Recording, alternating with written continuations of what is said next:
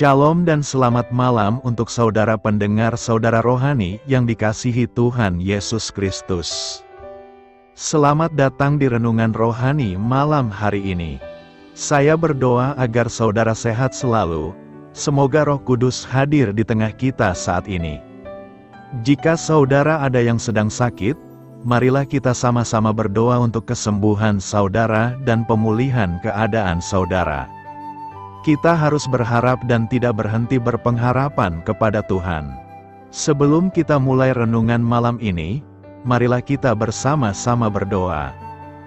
Bapa kami yang di surga, Bapa di dalam nama Tuhan Yesus Kristus. Kami sungguh mengucap syukur, ya Tuhan, oleh karena Engkau sangat baik buat kami. Engkau ada bersama kami dan menopang hidup kami di siang hari dan di malam hari. Engkau ada bersama-sama dan menyertai kami. Tuhan, kami memuji dan bersyukur kepadamu pada malam hari ini kami masih bisa berkumpul di rumah kami yang kecil ini. Tuhan, saat ini kami hendak mendengarkan firman-Mu. Berilah pengetahuan dan bimbinglah hamba-Mu ini, agar apa yang Engkau firmankan dapat bekerja sesuai kehendak-Mu, buat kami jemaat-Mu. Bukalah hati dan pikiran kami untuk mendengar dan menerima firman-Mu. Kiranya firman-Mu ini dapat menjadi berkat bagi kami.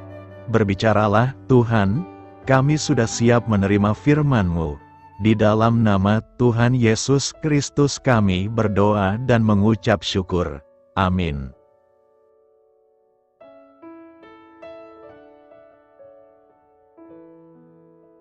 Sahabat saudara rohani, pembacaan ayat emas Alkitab renungan kita malam hari ini.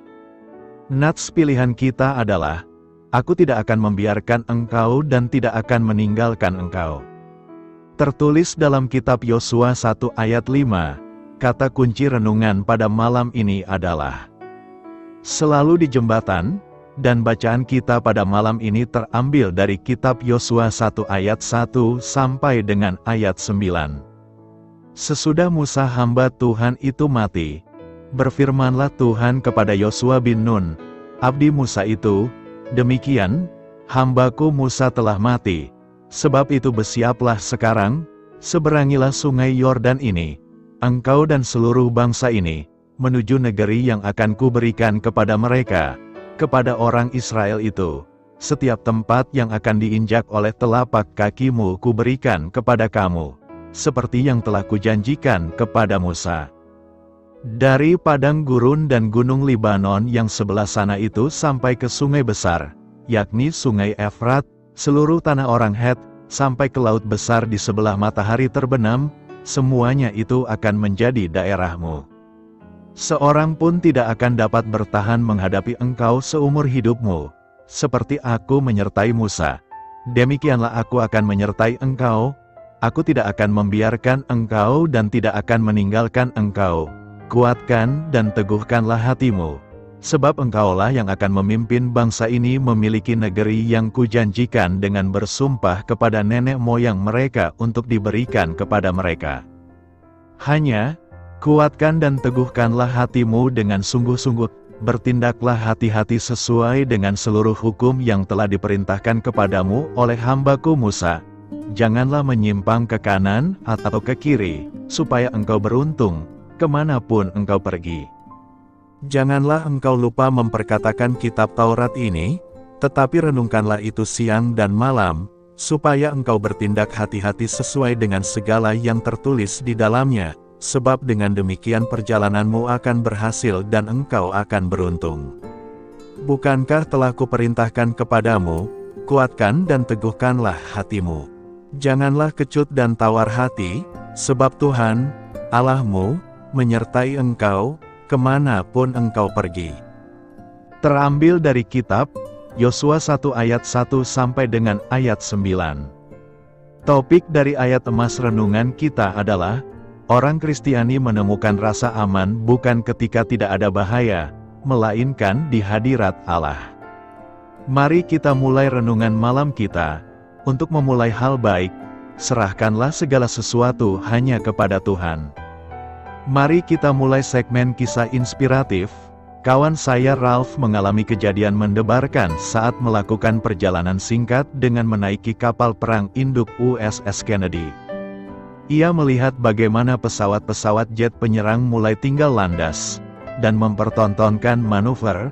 Ia diberitahu bahwa kapanpun pesawat tinggal landas maupun mendarat suatu operasi berbahaya, sang kapten mengawasi dari jembatan. Bahkan ketika pesawat-pesawat itu terus-menerus terbang, ia tetap berada di sana, tidur-tidur ayam di sela-sela tugasnya, jika perlu. Jadi, setiap kali seorang pilot tinggal landas atau mendaratkan pesawatnya, ia tahu sang kapten selalu mengawasi.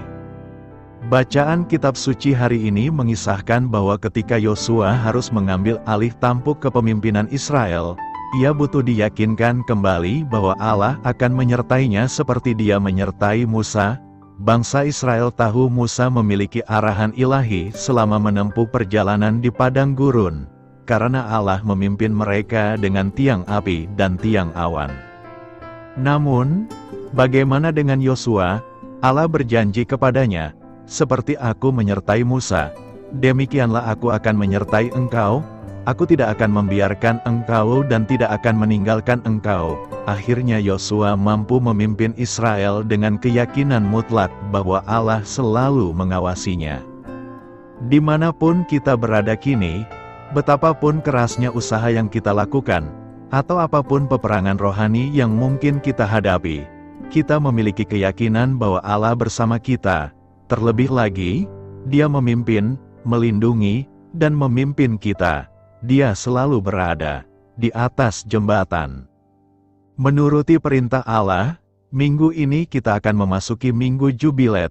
Jubilet, yang artinya, bersorak-soraklah bagi Allah. Hai seluruh bumi, dalam minggu ini kita akan membahas tema, menuruti perintah Allah. Perintah Allah layaklah kita turuti karena Dialah yang menciptakan, melindungi, memelihara, dan menyertai sertai memberkati seluruh kehidupan kita. Menuruti perintah Allah menjadi tugas utama kita sebagai ciptaannya. Sikap hati untuk menuruti perintah Allah itu didasari oleh kebenaran.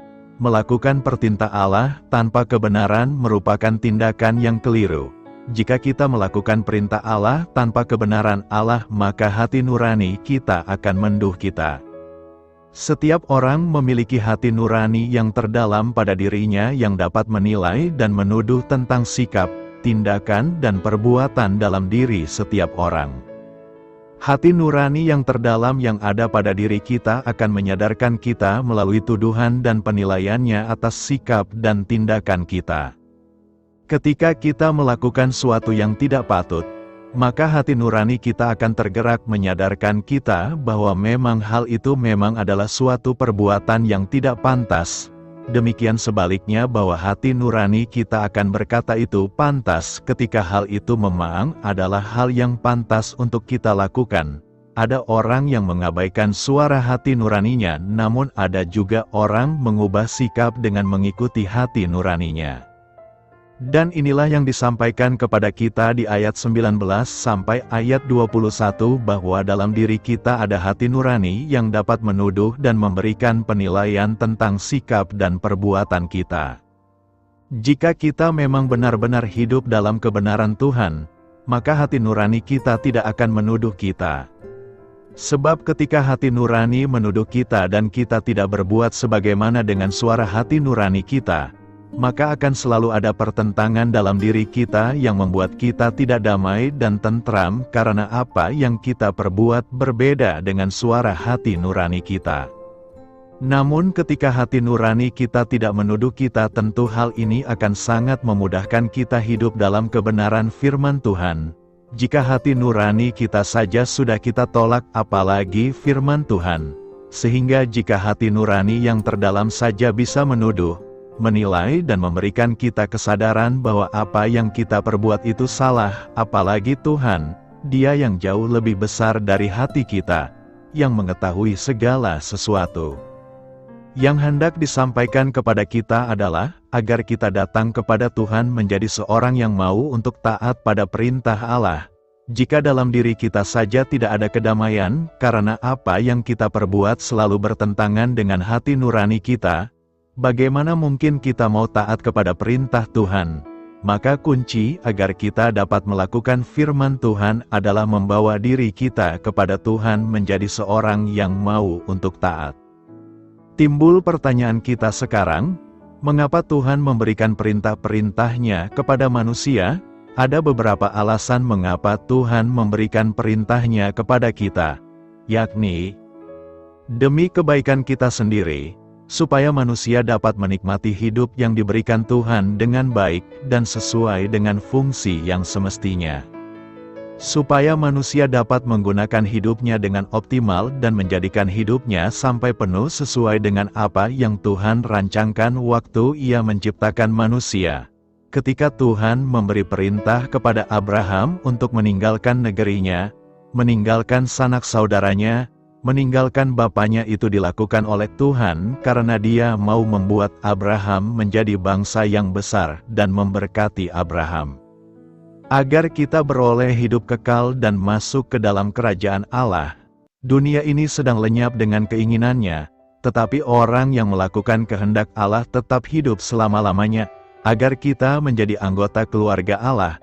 Sebab siapapun yang melakukan kehendak Bapa-Ku di sorga, Dialah saudaraku laki-laki, Dialah saudaraku perempuan, Dialah ibuku. Agar memperoleh apa yang kita minta, dan apa saja yang kita minta, kita memperolehnya daripadanya, karena kita menuruti segala perintahnya, dan berbuat apa yang berkenan kepadanya. Agar kita memperoleh janji-janji Allah, sebab kamu memerlukan ketekunan, supaya sesudah kamu melakukan kehendak Allah, kamu memperoleh apa yang dijanjikan itu.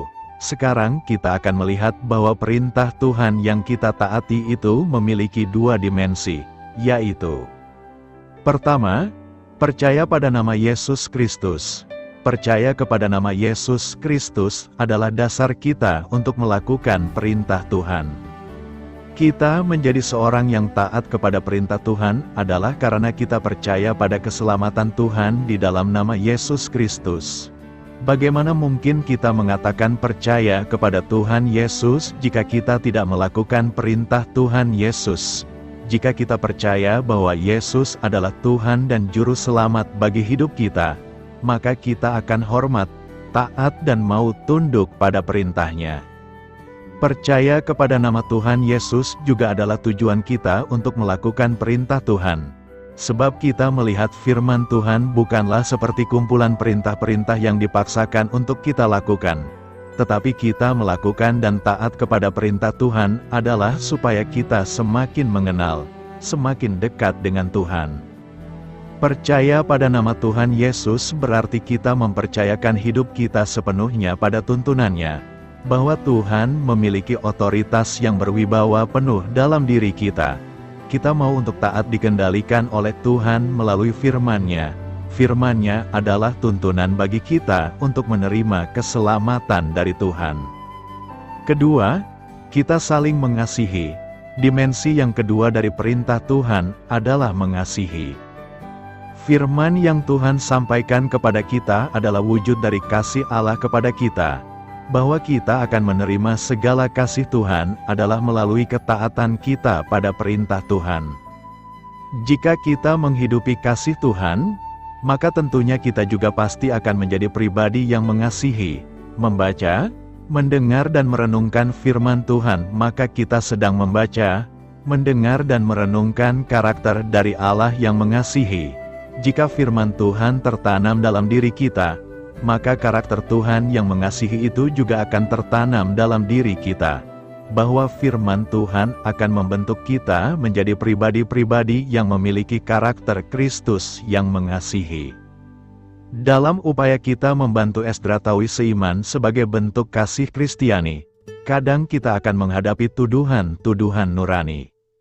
Tuduhan nurani bisa benar, tapi tuduhan nurani juga ada yang palsu karena iblis berperan menjatuhkan kita, untuk membuat kita ragu akan kasih Tuhan. Apalagi si iblis diberi julukan dalam Alkitab sebagai the accuser atau penuduh dan pendakwa. Istilah menuduh mengandung makna menekan berulang kali supaya jatuh ke bawah. Jadi ada tuduhan hati nurani yang mengganggu diri kita, bahkan melemahkan keyakinan iman kita di dalam Kristus. Kita harus mengerti dengan jelas di sini, tuduhan nurani untuk menjatuhkan kita bukan semata-mata salahnya iblis yang cari kesempatan dalam kesempitan. Kita gak bisa cari kambing hitam si iblis, sebab tuduhan nurani atau the inner voice dalam diri kita hadir karena diri sendiri ada standar moral dalam diri kita yang dilanggar.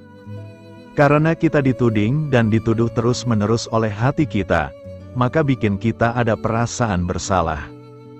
Hati nurani seseorang yang berisi standar moral tertentu, menurut psikologi secara umum, dipengaruhi dan dibentuk oleh uranian keluarga, sekolah, lingkungan sosial, uranian agama dan seluruh pengalaman realita hidup. Tuduhan urani muncul ketika menurut penilaian kita tindakan atau perkataan tidak cocok dengan nilai moral yang ada dalam diri kita. Hati kita terus menggedor, sehingga kita tidak ada damai. Itu dari diri kita sendiri. Tidak bisa mengkambing hitamkan si iblis. Yang sulit untuk dibedakan adalah urani yang mana tuduhan urani dari diri sendiri dan yang mana yang sudah dipakai sama iblis. Apa yang hendak kita renungkan dari Minggu Jubilet ini? Pertama, ketika Roh Tuhan yaitu Roh Kudus yang adalah Allah sendiri ada dalam hidup kita, Ia akan memimpin dan memampukan kita untuk dapat mentaati perintah-perintah Tuhan. Manusia tidak hidup dalam kebingungan lagi untuk mentaati perintah-perintah Tuhan, karena ada Roh Tuhan yang memimpin, dan bukan saja memimpin, tetapi juga memberi kemampuan. Kedua, ketaatan kita dalam melakukan segala perintah Tuhan adalah cerminan dari hidup yang dipimpin oleh Roh Tuhan yang Tuhan sudah karuniakan untuk ada dalam hidup kita. Dari waktu ke waktu, ketaatan kita atas segala perintah Tuhan akan semakin teruji. Sifat pemberontakan kita akan semakin berkurang. Sifat tidak mau diatur kita akan semakin berkurang. Kita akan lebih sungguh-sungguh lagi dalam berusaha dan berjuang untuk mentaati perintah-perintah Tuhan. Dengan demikian hidup kita semakin berkenan kepada Tuhan. Inilah tanda bagaimana kita bisa menghormati Kristus sebagai Tuhan dan Tuan dalam kehidupan kita, dan berusaha dengan sungguh-sungguh untuk menaati perintah-perintahnya. Semua orang yang dipimpin Roh Allah adalah anak Allah, sebab kamu tidak menerima roh perbudakan yang membuat kamu menjadi takut lagi, tetapi kamu telah menerima Roh yang menjadikan kamu anak Allah. Oleh Roh itu kita berseru, "Ya Aba, ya Bapa." Ketiga, kita akan memperoleh apa saja dari Tuhan jika kita menuruti perintah Tuhan. Artinya bahwa orang yang taat kepada perintah Tuhan akan dimampukan untuk berani percaya pada kebaikan Tuhan. Dasar kita untuk memohon dan berharap kepada Tuhan sudah ada. Kita memiliki akses untuk bisa masuk ke dalam berkat Tuhan, sebab kita bukan orang asing atau orang yang tidak dikenal. Tetapi kita telah berada dalam kehidupan yang dipenuhi dengan berkat dan kebaikan Tuhan. Perintah Tuhan dan berkat Tuhan itu adalah kesatuan yang tidak terpisahkan. Jika kita taat kepada perintah Tuhan, maka kita juga yakin bahwa kita juga sedang hidup dalam berkat Tuhan. Karena itu, turutilah segala perintah Tuhan selama kita masih hidup. Kuatkan dan teguhkanlah hatimu. Kita akan membahas tema kuatkan dan teguhkanlah hatimu. Pernyataan ini disampaikan Tuhan kepada Yosua saat Tuhan memilih Yosua menggantikan Musa untuk memimpin bangsa Israel menuju tanah Kanaan. Menggantikan Musa memimpin bangsa yang besar tentu bukan hal yang mudah. Apalagi Yosua akan memimpin umat Israel berhadapan dengan bangsa-bangsa untuk menduduki tanah yang akan diberikan Tuhan. Namun, Tuhan mempersiapkan dan mempelengkapi Yosua agar mendapatkan kemenangan. Tuhan mempersiapkan Yosua untuk berangkat memimpin umat Israel menuju tanah perjanjian dengan satu kalimat, kuatkan dan teguhkanlah hatimu. Dari kisah kehidupan Yosua ini, kita pun akan menjadi pemimpin di tengah-tengah keluarga, gereja dan masyarakat, Pertanyaan kita sekarang adalah apa yang bisa kita pelajari dari kisah Yosua ini agar hati kita kuat dan teguh dalam memimpin keluarga, gereja dan masyarakat kita. Pertama, kita harus bertindaklah hati-hati. Sebelum melangkah, coba renungkan pikir baik, doakan dengan baik, dan melangkah sesuai dengan firman Tuhan. Ingat Yakobus 4 ayat 13 sampai ayat 15. Jadi sekarang, hai kamu yang berkata, hari ini atau besok kami berangkat ke kota Anu, dan di sana kami akan tinggal setahun dan berdagang serta mendapat untung, sedang kamu tidak tahu apa yang akan terjadi besok. Apakah arti hidupmu? Hidupmu itu sama seperti uap yang sebentar saja kelihatan lalu lenyap. Sebenarnya kamu harus berkata, jika Tuhan menghendakinya, kami akan hidup dan berbuat ini dan itu.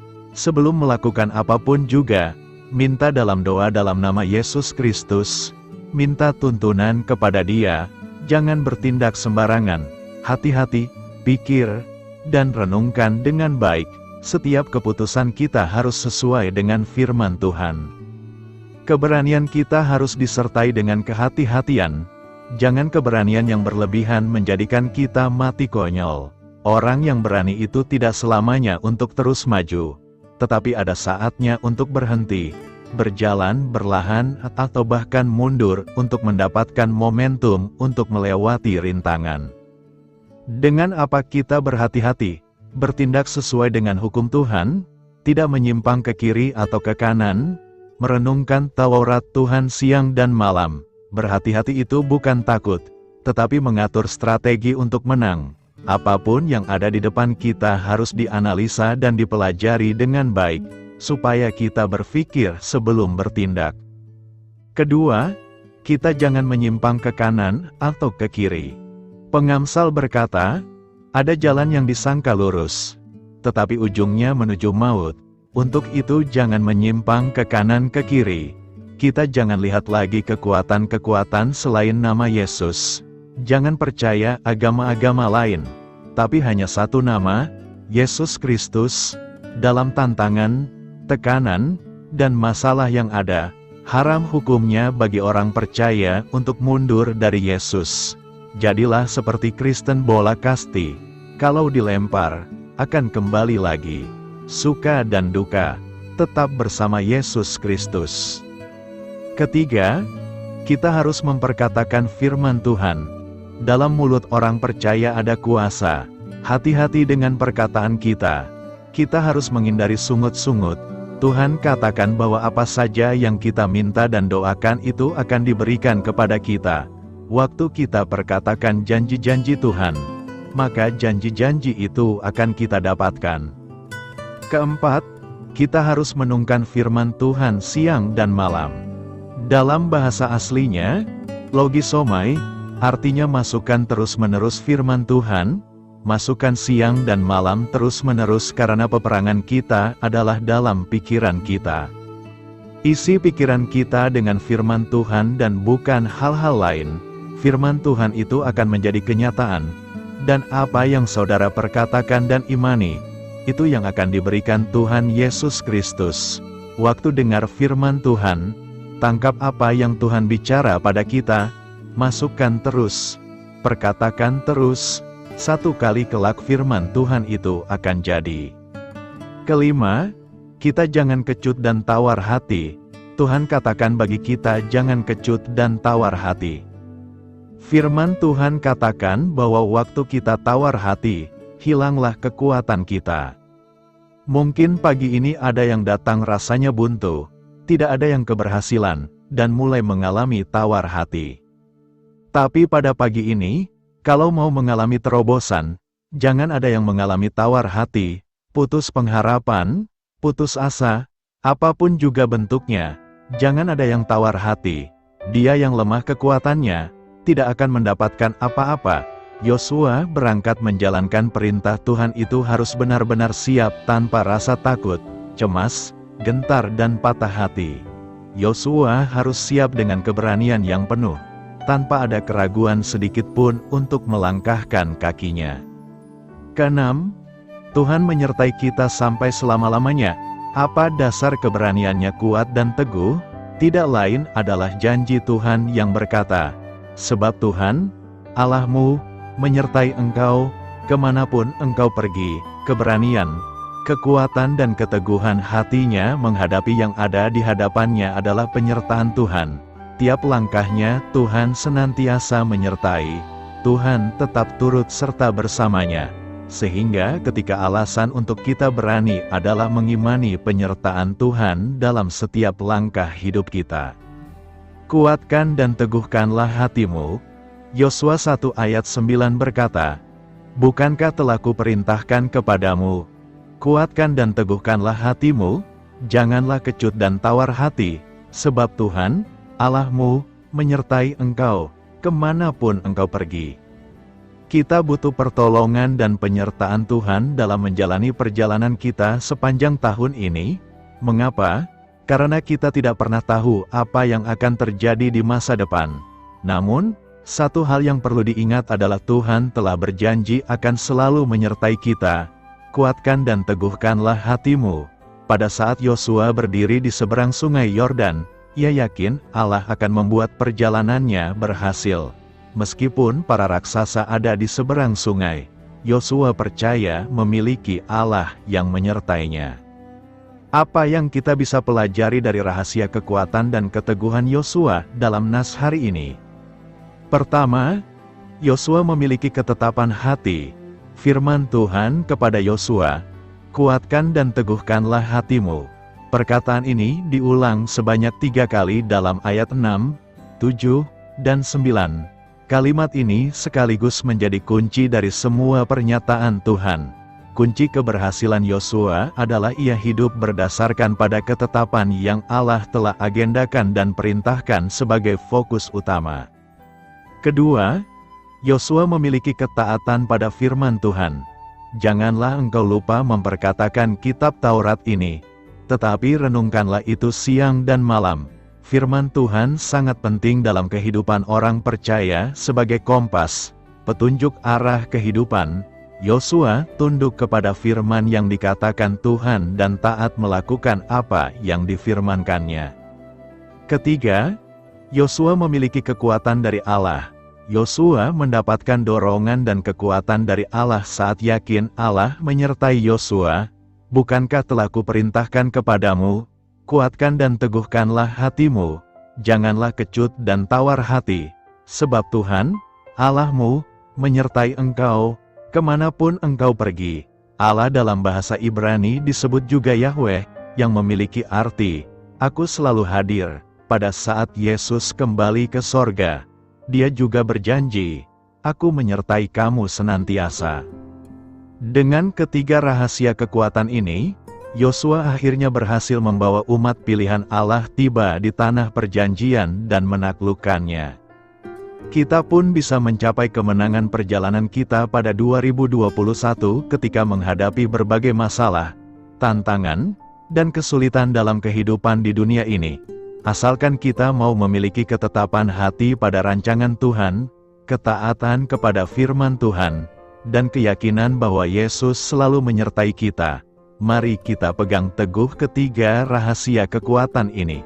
Karena itu, kuatkan dan teguhkanlah hatimu berjalan dan hidup bersama Tuhan.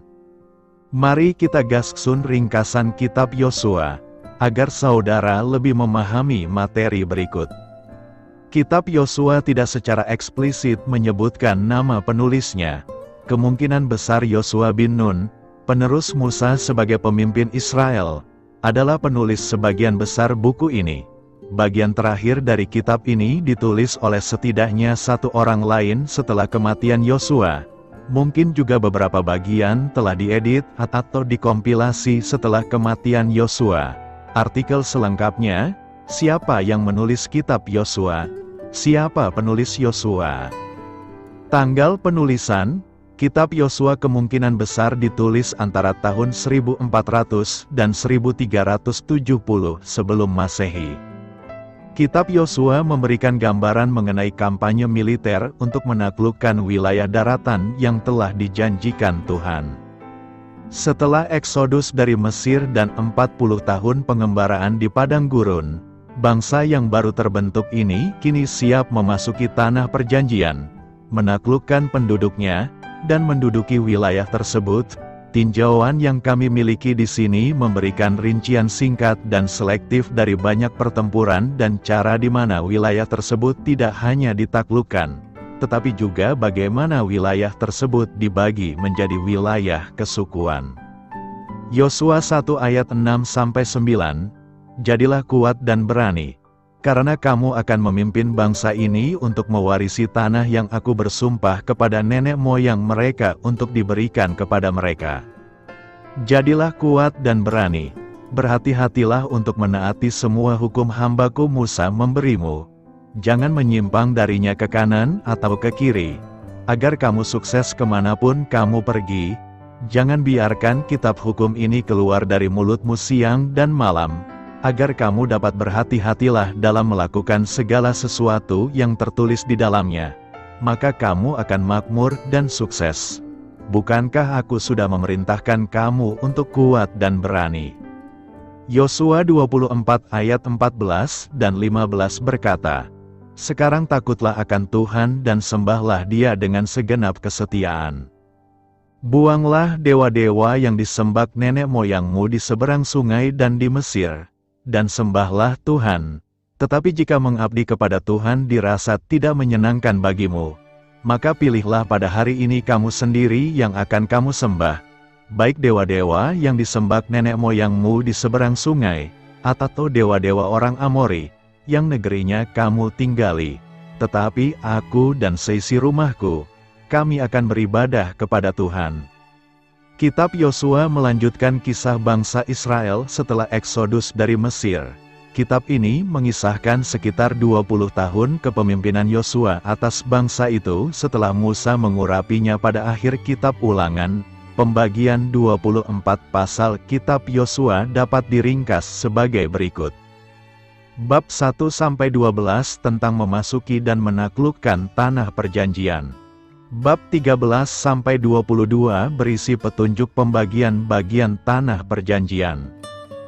Bab 23-24 berisi pidato perpisahan Yosua, kisah Rahab si pelacur dan imannya yang besar kepada Allah. Orang Israel memberinya tempat di antara orang-orang yang dihormati karena iman mereka dalam Ibrani 11 ayat 31.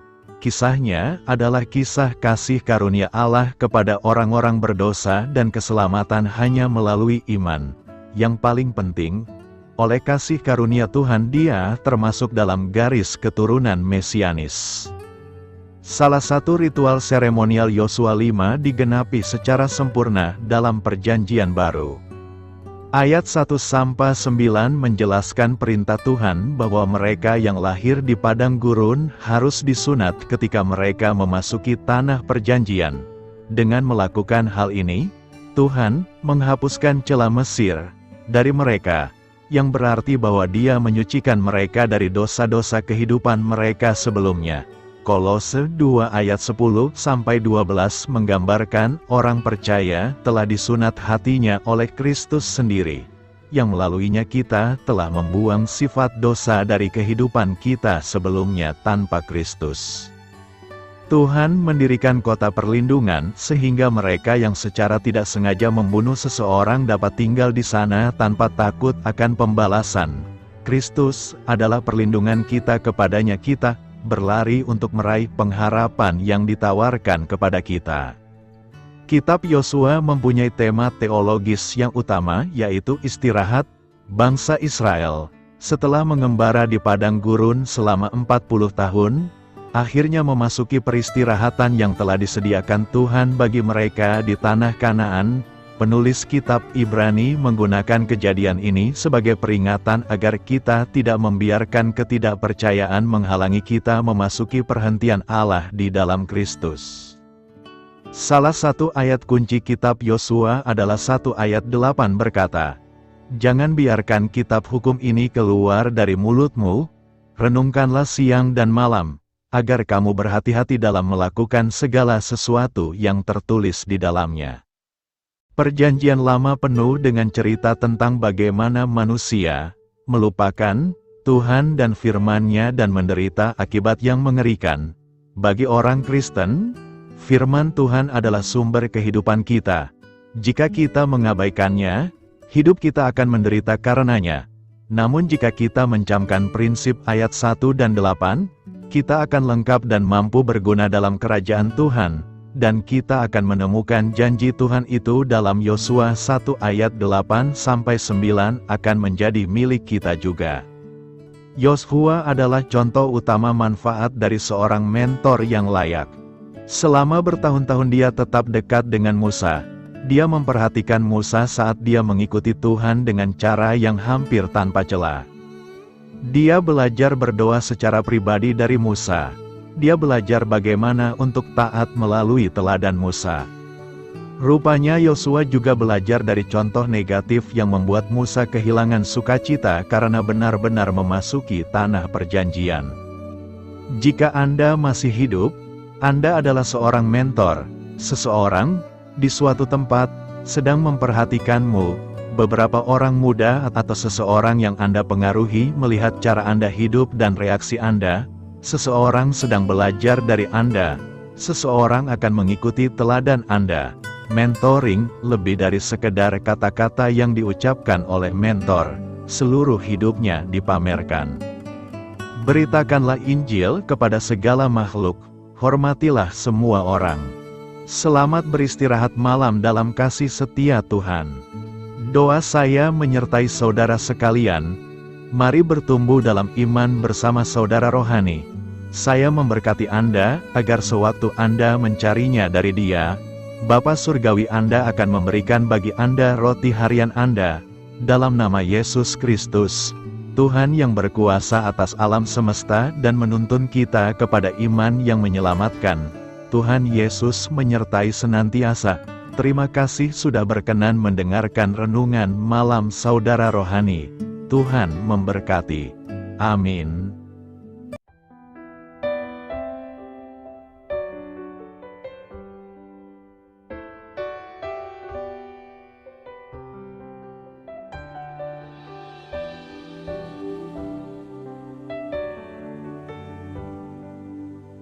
Marilah kita renungkan, sahabat saudara rohani, demikianlah renungan firman Tuhan malam hari ini.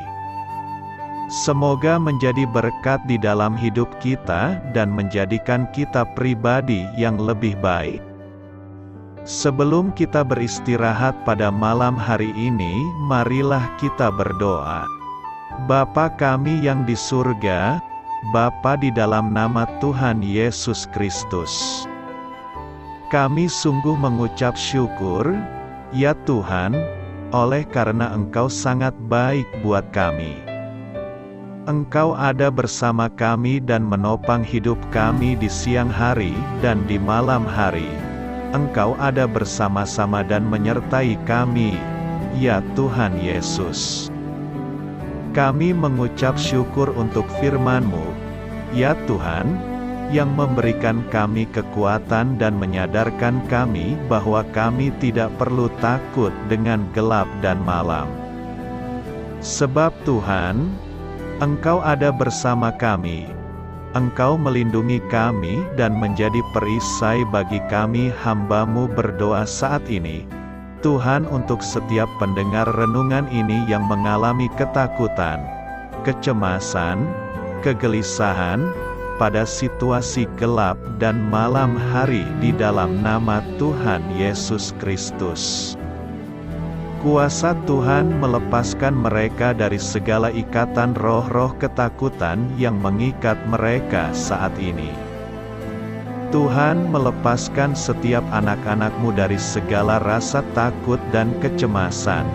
Di dalam nama Tuhan Yesus segala kuasa-kuasa roh jahat, kuasa setan iblis yang mengganggu anak-anak-Mu, ya Tuhan, tolong hancurkan dan halaukan dengan kuasa-Mu. Dalam nama Tuhan Yesus Kristus, berkati setiap kami anak-anak-Mu, ya Tuhan, dan lindungilah kami aman di dalam Engkau. Ya Tuhan, Penuhilah setiap hati kami dengan keberanian, damai sejahtera, dan sukacita serta ketenangan yang dari Tuhan. Berkati kami di malam hari ini, saat kami tidur dan beristirahat. Kuasa-Mu, ya Tuhan, menaungi setiap kami, memberkati dan melindungi kami. Bangunkanlah kami kembali besok pagi dengan kekuatan yang baru, tubuh yang sehat diberkati Tuhan, dan berkat-berkat yang baru Tuhan sediakan bagi kami. Terima kasih, ya Tuhan, kami sungguh mengucap syukur untuk firman-Mu yang menguatkan kami. Dalam nama Tuhan Yesus Kristus Juru Selamat kami, Bapa kami yang baik, kami mengucap syukur dan berdoa haleluya. Amin. Biarlah firman Tuhan menjadi pengingat untuk kita semua, bahwa tuntunan dari Roh Kudus akan selalu memberi jalan keluar bagi setiap permasalahan hidup kita, dan memberi kedamaian di hati kita. Amin. Sampai jumpa di renungan malam saudara rohani berikutnya.